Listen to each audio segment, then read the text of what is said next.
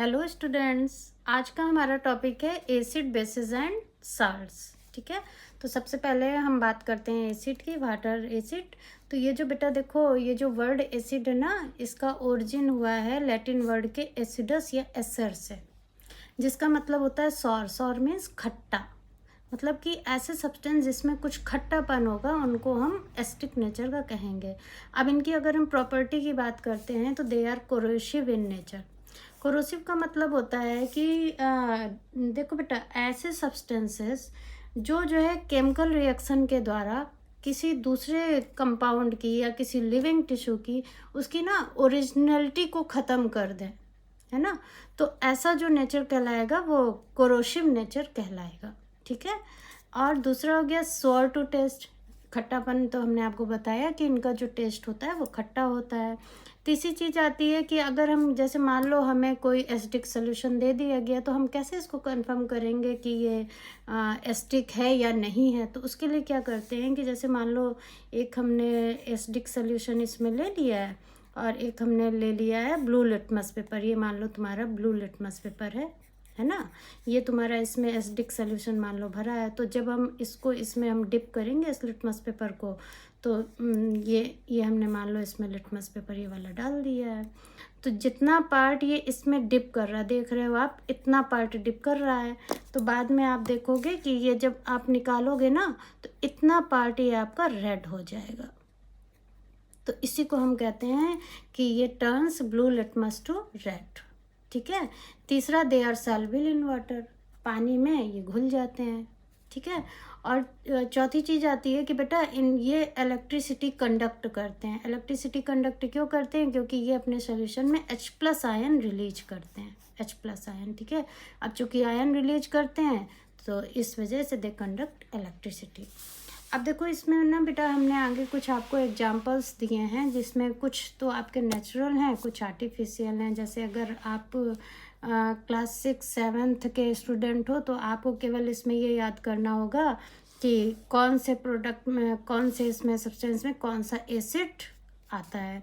और अगर थोड़ा बड़ा क्लास है तो उसमें आपको केमिकल फार्मूला भी पता होना चाहिए। जैसे मान लीजिए अब आपके पास विनेगर यानी कि सिरका है, तो उसमें एसिटिक एसिड प्रेजेंट होता है जिसका फार्मूला हो गया CH3COOH। ऐसे सिट्रस फ्रूट्स ऐसे फलों को कहा जाता है जो कुछ खट्टे होते हैं। फॉर एग्जांपल आपने नींबू खाया होगा, ऑरेंज खाया होगा, मौसमी खाई होगी, तो ये सब कैसे होते हैं? खट्टे होते हैं। तो इनमें कोई सिट्रिक एसिड पाया जाता है। ठीक है, तो इसका केमिकल फार्मूला ये मैंने लिख दिया है। ऐसे ही अगर जैसे दूध है, दूध में ऐसे तो मिल्क हल्का सा अगर खट्टा हो गया तो उसमें लैक्टिक एसिड होता है। ऐसे अदर डेयरी प्रोडक्ट्स हैं, है ना, उनमें भी लैक्टिक एसिड ही होता है। मिल्क के जितने भी प्रोडक्ट्स होंगे they all contains lactic acid. ऐसे ही रैंसिड बटर हो गया। रैंसिड बटर का मतलब हो गया बासी मक्खन जो थोड़ा सा ख़राब हो गया हो, उसमें ब्यूटारिक एसिड होता है। तो इसको बेटा ना याद करने का ये तरीका है, जैसे B फॉर बटर और B फॉर ब्यूटारिक एसिड, इसको ऐसे आप लर्न कर सकते हो। और मिल्क में आपको तो ये जनरल ऐसे ही याद हो जाएगा, आप काफ़ी पढ़ भी चुके हो। मिल्क के जितने भी प्रोडक्ट होंगे वो लैक्टिक एसिड। विनेगर, सिरका अधिकतर घरों में यूज होता है। आप कभी भी मार्केट जाओ, विनेगर लेकर आओ तो उसमें लिखा होता है एसिटिक एसिड। तो ऐसे कुछ चीज़ें हैं तो जो बाय एक्सपेरिमेंट आपको वो लर्न हो जाएंगी। ठीक है। अच्छा, ये वाला बहुत इंपॉर्टेंट है। ये जैसे एक ये मिल्क वाला हो गया, विनेगर पूछा जाता है, सिट्रस पूछा जाता है, citrus fruit. Sting of ants and बीज, ये काफ़ी मतलब अच्छा क्वेश्चन बनता है कि इसमें कौन सा एसिड, इनके काटने से इनके डंक में कौन सा एसिड पाया जाता है। तो उसमें पाया जाता है फॉर्मिक एसिड। इसका फार्मूला भी मैं चाहूँगी कि आप लोग ज़रूर याद कर लीजिए, SCOOH होता है। ठीक है, एक ये फार्मूला हो गया, एक ये एसिटिक एसिड वाला फार्मूला। ये दो फार्मूले तो मुझे लगता है सभी बच्चों को ये पता होना चाहिए। ऐसे ही आगे बात करते हैं सी वाटर की, मिनरल्स की, वोल्केनिक इरप्शंस, ज्वालामुखी वगैरह, उनमें जो बेटा ना बोरिक एसिड पाया जाता है। इसका फार्मूला होता है S3BO3। तो ये थोड़ा सा लर्निंग वाला है, तो इसको आपको ना याद करना होगा। अब देखिए आगे बढ़ते हैं। जैसे ये टैमरिंड, इमली हो गया आपका, एप्पल्स हो गए, ग्रेप्स हो गए, इनमें टार्टेरिक एसिड पाया जाता है। अच्छा, एप्पल में एक एसिड और मिलता है जो होता है मैलिक एसिड। ठीक है। तो एप्पल अगर पूछा जाए तो इसमें आपको दो याद करने पड़ेंगे, एक तो टार्टरिक एसिड, एक मैलिक एसिड। अच्छा, सी वाटर में अभी आपने पीछे पढ़ा था कि बोरिक एसिड होता है। अब सी वाटर में एक और पाया जाता है, कार्बोनिक एसिड। तो ये कार्बोनिक एसिड ऐसे देखो बेटा ना, रेन वाटर की बात करें या सी वाटर की, देखो वाटर तो आपको पता ही है कि H2O होता है ना। अब ये जब रिएक्शन करेगा CO2 से तो ये क्या बना देगा, H2CO3, जिसे हम कहते हैं कार्बोनिक एसिड। ठीक है। ऐसे ही रेन वाटर में देखो, आपने अक्सर सुना होगा, हमारे बड़े बुजुर्ग कहते हैं बेटा जब बारिश हो तो पहली दूसरी या तीसरी बारिश में नहीं नहाना चाहिए, फफोले पड़ जाते हैं। क्यों? कारण यही है क्योंकि ये जब शुरुआत की बारिश होती है तो हमारे एटमॉस्फेयर में कुछ गैसेस होती हैं, SO2 हो गई है ना, CO2 हो गई, या ये आपको रिएक्शन दिखा है, SO2 हो गई, NO2 हो गई। ये जब अब जैसे ये SO2 है, जब ये वाटर से रिएक्शन करेगी तो क्या बनाएगी, H2SO4 बनाएगी, जिसे हम सल्फ्यूरिक एसिड कहते हैं। ऐसे ये NO2 गैस है, ये भी वाटर से रिएक्शन करेगी तो ये बना देगी HNO3। HNO3 क्या होता है, नाइट्रिक एसिड होता है। तो ये जब पहली दूसरी बारिश हुई तो ये पानी के साथ साथ ये एसिड भी आता है, तो इसी वजह से हमारे स्किन पर फफोले पड़ आते हैं। ठीक है। तो आगे देखते हैं टोमेटो में होता है ऑक्जेलिक एसिड। ठीक है। ऐसे ही फैट्स जैसे ऑयल्स हो गए, घी हो गए, तो इनमें होता है स्टारिक एसिड। ठीक है।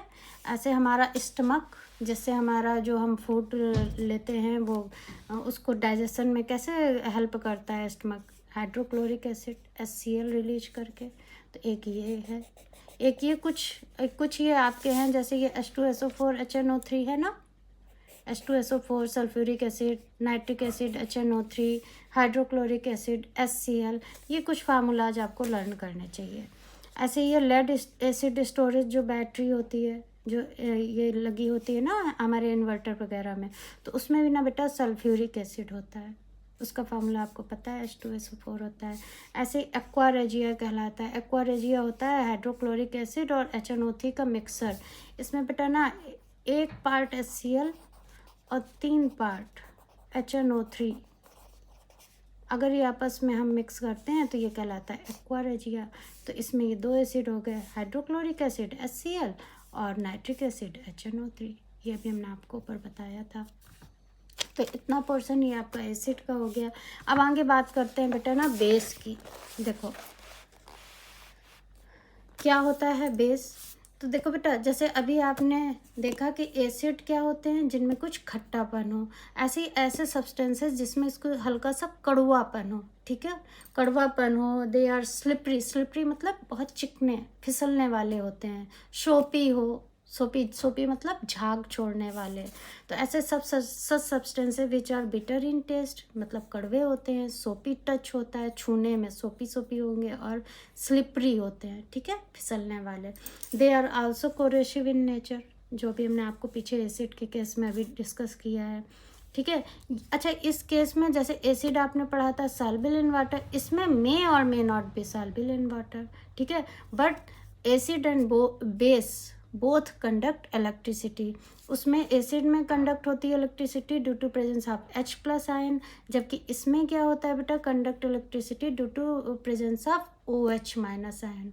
अभी आपने पीछे देखो जितने भी एसिड देखे, एक चीज़ ये मैं और बताना चाहूँगी, अभी आपने जितने भी एग्जाम्पल देखे, जैसे मान लो H2SO4 है, HNO3 है, H2CO3 है ना, जितने भी HCl है, इन सब में H+ आयन प्रेजेंट है। देखो एक H इसमें भी है, इसमें भी H, इसमें 2 H है तो एक H, 2H+ इसमें भी है, 2H+ इसमें एक H+ है, ऐसे इसमें एक H+ है। तो जितने भी ये एसिड होते हैं ना, उनमें सब में वो प्रॉपर्टी होती है कि they releases H+ ion in the solution. ऐसे ही बेस में प्रॉपर्टी होती है बेटा ना कि they releases OH- ion in the solution. ठीक है। And due to the presence of these OH- ion they are able to conduct electricity. अच्छा, इसमें एसिड जैसे ब्लू को रेड कर रहा था, है ना, ब्लू लिटमस को रेड कर रहा था, इसमें बेस में क्या होगा कि ये रेड लिटमस को ब्लू करेगा। सेम प्रोसेस होगा बेटा ना, कि जैसे हमने बेसिक सोल्यूशन ले लिया एक बीकर में और उसमें हम रेड लिटमस पेपर डालेंगे, तो जितना पार्ट उसमें डूबेगा तो जैसे ही आप बाहर निकालोगे तो वो आपको दिखेगा कि जो रेड लिटमस पेपर था वो ब्लू हो गया है। तो ये इस तरह से हम इसको चेक कर पाएंगे कि हमारा सोल्यूशन एसिडिक है या बेसिक है। अब इसके कुछ एग्जांपल्स हैं, जैसे बेकिंग पाउडर। बेकिंग पाउडर आपके घरों में अक्सर मिल जाता है, जैसे मम्मा लोग केक बनाती हैं या कुछ पकौड़ा वगैरह बनाती हैं तो उसमें आप देखते होगे ना कि नमक डालती हैं बेसन में और थोड़ा सा पिंच भर ये सब चीज़ें डालती हैं, तो ये बेकिंग पाउडर है। ठीक है, ये बेसिक नेचर का होता है। ब्लीचेस जो ब्लीच करने के काम आते हैं, सोप्स हो गए, टूथपेस्ट हो गए, क्लीनिंग एजेंट्स। क्लीनिंग एजेंट का मतलब हो गया साफ़ सफाई करने वाली जो चीज़ें होती हैं उनमें भी बेस का इस्तेमाल होता है। जैसे जो हमारे सोप हैं उसमें पोटेशियम हाइड्रोक्साइड और सोडियम हाइड्रोक्साइड का यूज होता है। ठीक है, और इसी सोडियम हाइड्रोक्साइड को हम कास्टिक सोडा भी कहते हैं। ठीक है, ये इंपॉर्टेंट क्वेश्चन है, पूछा जाता है बच्चों कि कास्टिक सोडा का फार्मूला बताइए, तो NaOH होता है। ठीक है, ऐसे लाइम वाटर। लाइम वाटर क्या होता है? चूने का पानी होता है ये। ठीक है, लाइम वाटर क्या होता है? चूने का पानी, जिससे हम फार्मूला होता है कैल्शियम हाइड्रोक्साइड। इसमें हम क्या करते हैं, काफ़ी सारा पानी ले लेते हैं, उसमें चूना डाला और उसको मिला दिया और उसको मिलाकर उसको थोड़ा सा रेस्ट करने दिया, बाकी जो एक्स्ट्रा पानी होगा वो थोड़ा सा ऊपर से निकाल दिया, तो वो जो पानी होगा ना सेक करके मिला हुआ पानी, चूना और पानी का, तो उसको वो कहलाता है लाइम वाटर। ठीक है, ऐसे आपके विंडो क्लीनर हो गए। विंडो क्लीनर में आपका पड़ता है अमोनियम हाइड्रोक्साइड। ठीक है, या इसी को हम अमोनिया वाटर भी इसमें पड़ता है। ठीक है, ऐसे ही आपका आ गया बेकिंग सोडा। बेकिंग सोडा का होता है सोडियम बाइकार्बोनेट। ठीक है, सोडियम बाइकार्बोनेट ये बेटा बहुत पूछा जाता है, इंपॉर्टेंट क्वेश्चन बनता है। फार्मूला ऑफ बेकिंग सोडा और एक ये कास्टिक सोडा, इसमें बच्चे बहुत कंफ्यूज होते हैं, तो आप ये याद रखना, caustic soda is NaOH and baking soda is, यहाँ पे NaOH है, यहाँ पर NaHCO3 है। ठीक है, सोडियम बाइकार्बोनेट है और ये होता है सोडियम हाइड्रोक्साइड। चलिए, अब आता है आपका अदर बेसिस का एग्जांपल, उसमें आ जाते हैं मिल्क ऑफ मैग्नीशिया। ठीक है, मिल्क ऑफ मैग्नीशिया क्या होता है? Magnesium hydroxide. इसको हम ये जो मिल्क ऑफ मैग्नीशिया है ये एज ए एंटा एसिड यूज होता है। एंटा एसिड का मतलब होता है कि जैसे एसिडिटी किसी को बनती है ना, कहते हैं अरे आज बहुत एसिडिटी बन रही है, बहुत पित्त सा बन रहा है, तो उसके दवा में आप उसमें जो भी डॉक्टर दवा देगा उसमें मिल्क ऑफ मैग्नीशिया आपको मिलेगा। तो ये एज ए बेस, अब पेट में मान लो एसिड बन रहा है और ऊपर से दवा में अगर हमारा बेस चला गया तो एसिड और बेस आपस में न्यूट्रलाइज कर देंगे, तो एसिडिटी में राहत मिल जाती है। तो इसे हम कहते हैं एंटा एसिड, जो एसिड का अपोज करे। ठीक है, ये देखो हमने बाद में आपका ये लाइम वाटर लिख दिया है, चूने का पानी। ठीक है, solution of lime in excess water. तो इतना है। तो इसमें देखो बेटा, जैसे हमने अभी आपको उसमें पीछे एसिड में बताया था H+ आयन रिलीज हो रहा है, ऐसे ही जब आप बेस की बात करोगे तो हर जगह आपको OH की प्रेजेंस मिलेगी, तो ये सोल्यूशन में OH- आयन निकाल देंगे, सब जगह आपको OH मिलेगा। ठीक है, तो इस ढंग से आपका ये बेस वाला हो गया। और लास्ट में अब आपका बचता है एक और साल्ट वाला। साल्ट का देखो बच्चों, साल्ट कुछ नहीं है, जब हम एसिड और बेस की आपस में रिएक्शन करा देते हैं तो ये दोनों आपस में कम्प्लीटली एक दूसरे को न्यूट्रलाइज कर देंगे और बना देंगे सॉल्ट और वाटर। ठीक है, in this reaction acid and base completely neutralize to each other, that is positive charge from the base and negative charge from the acid. ठीक है, नहीं बेटा ये थोड़ा सा गलत हो गया है, पॉजिटिव चार्ज फ्रॉम द